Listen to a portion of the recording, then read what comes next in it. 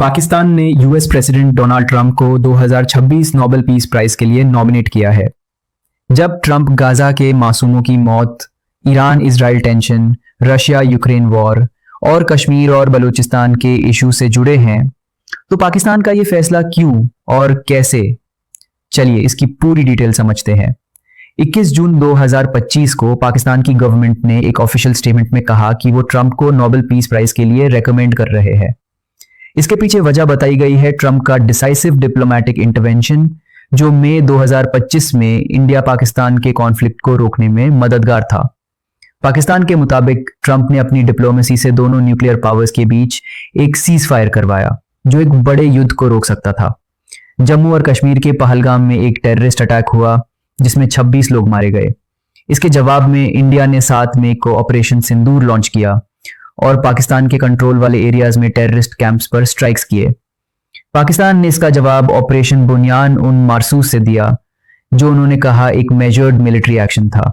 4 दिन की फाइटिंग के बाद 10 मई को दोनों देशों के मिलिट्री ऑफिशियल्स के बीच टॉक्स हुई और सीज फायर हो गया। पाकिस्तान का दावा है कि ट्रंप की बैक चैनल डिप्लोमेसी ने यह सीज फायर पॉसिबल किया, लेकिन इंडिया ने बार बार कहा है कि इस सीज फायर में किसी तीसरे देश या यूएस की कोई भूमिका नहीं थी। इंडिया के मुताबिक ये सीज फायर पाकिस्तान के रिक्वेस्ट पर डायरेक्ट मिलिट्री टॉक से हुआ, क्योंकि इंडिया की स्ट्रॉन्ग मिलिट्री एक्शन ने पाकिस्तान को पीछे हटने पर मजबूर किया। अब सवाल यह है, जब इंडिया खुद ट्रंप की इन्वॉल्वमेंट को नहीं मानता, तो पाकिस्तान का ये नॉमिनेशन क्यों? इसके अलावा पाकिस्तान के खुद के लोग इस फैसले से खुश नहीं है। सोशल मीडिया पर कई पाकिस्तानी एक्टिविस्ट और जर्नलिस्ट ने इसकी निंदा की है। उनका कहना है कि ट्रंप गाजा में इजराइल के जेनोसाइडल वॉर को सपोर्ट करते हैं, जहां हजारों मासूम लोग मारे जा रहे हैं। वो ईरान के खिलाफ भी अग्रेसिव स्टांस ले रहे हैं और रशिया यूक्रेन वॉर को रोकने में भी नाकाम रहे हैं। गाजा की बात करें तो अक्टूबर 2023 से इजराइल और हमास के बीच युद्ध चल रहा है, जिसमें ईरान और उसके एलाइज भी शामिल है। ट्रंप ने इजराइल को वेपन्स और मिलिट्री एड दिया है और यूएन में सीज फायर प्रपोजल्स को वीटो किया है। पाकिस्तानी एक्टिविस्ट्स का कहना है कि ऐसे शख्स को नोबेल पीस प्राइज के लिए नॉमिनेट करना गलत है। इसके अलावा ट्रंप ने ईरान के न्यूक्लियर प्रोग्राम को टारगेट किया है, जो मिडिल ईस्ट में और टेंशन बढ़ा सकता है। अब बात कश्मीर और बलूचिस्तान की। पाकिस्तान ने ट्रंप की नॉमिनेशन में कहा कि उन्होंने कश्मीर इशू पर मीडिएशन की कोशिश की, जो साउथ एशिया में पीस के लिए जरूरी है।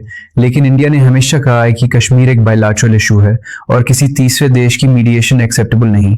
इसके अलावा पाकिस्तान खुद बलूचिस्तान में इंस्टेबिलिटी से जूझ रहा है, जहां सेपरेटिस्ट मूवमेंट्स और ह्यूमन राइट्स वायलेशंस की एलिगेशंस लगते हैं। ऐसे में पाकिस्तान का ट्रंप को नॉमिनेट करना कितना जस्टिफाइड है? ये नॉमिनेशन उस वक्त आई जब ट्रंप ने 18 जून 2025 को पाकिस्तान के आर्मी चीफ फील्ड मार्शल असीम मुनीर को व्हाइट हाउस में लंच के लिए बुलाया। व्हाइट हाउस स्पोक्स पर्सन एना केली ने कहा कि यह मीटिंग मुनीर के ट्रंप को नोबेल प्राइज के लिए नॉमिनेट करने के प्रपोजल के बाद हुई। पाकिस्तान के लिए ये एक बड़ी डिप्लोमेटिक सक्सेस के रूप में देखा जा रहा है, लेकिन क्रिटिक्स का कहना है कि ये मूव सिर्फ ट्रंप को खुश करने और यूएस के साथ रिलेशंस बेहतर करने के लिए है। ट्रंप खुद भी नोबेल पीस प्राइज के लिए अपनी तारीफ करते रहे हैं। उन्होंने कहा, मुझे ये प्राइज 4-5 बार मिलना चाहिए था, लेकिन ये सिर्फ लिबरल्स को दिया जाता है।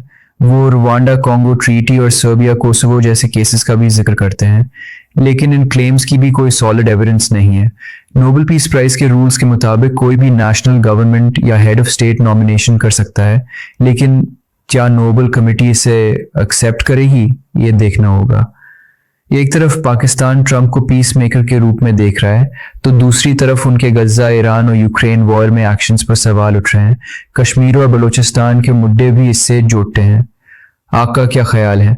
क्या ट्रंप सच में नोबेल पीस प्राइज के हकदार हैं? अपने विचार हमें कमेंट्स में जरूर बताएं। सब्सक्राइब करें।